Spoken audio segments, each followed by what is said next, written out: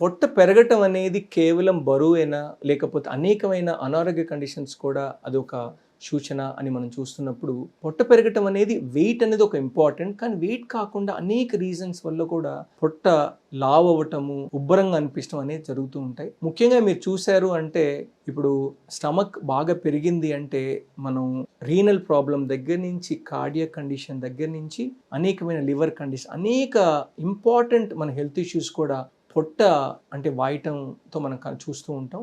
ముఖ్యంగా చూసాము అంటే కిడ్నీ ఫెయిల్ అయినప్పుడు ఏంటంటే వాటర్ బయటకు పంపించలేక నీరంతా కలెక్ట్ అయిపోయి దానివల్ల పొట్ట వాసిపోవటం జరుగుతూ ఉంటుంది. అదేవిధంగా లివర్ ఫెయిల్యూర్ ఉన్నప్పుడు కూడా లివర్లో ఆల్బుమిన్ తగ్గటం వల్ల అసైటిస్ డెవలప్ అయిపోయి నీరు చేరిపోయి ఆ నీరు చేరటం వల్ల పొట్ట బాగా థిన్గా అయిపోయి బాగా విపరీతంగా వాయటం జరుగుతూ ఉంటుంది.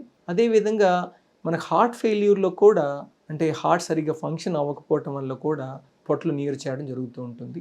ఇవన్నీ కాకుండా కొన్ని ఇంపార్టెంట్ అబ్డామినల్ కండిషన్స్లో కూడా మనకు జరుగుతూ ఉంటుంది. అది బినైన్ కండిషన్స్ ఏంటంటే సరి అయిన ఎక్కువ గ్యాసెస్ డిస్టెన్షన్, బ్లోటింగ్, మోషన్ వెళ్ళకపోవటం, మోషన్ బ్లాక్ అవటం, దీనివల్ల కూడా అవుతుంది. అవి అంత సీరియస్ ఇష్యూస్ కాదు, మనం ట్రీట్ చేయడానికి ఈజీగా ఉంటుంది.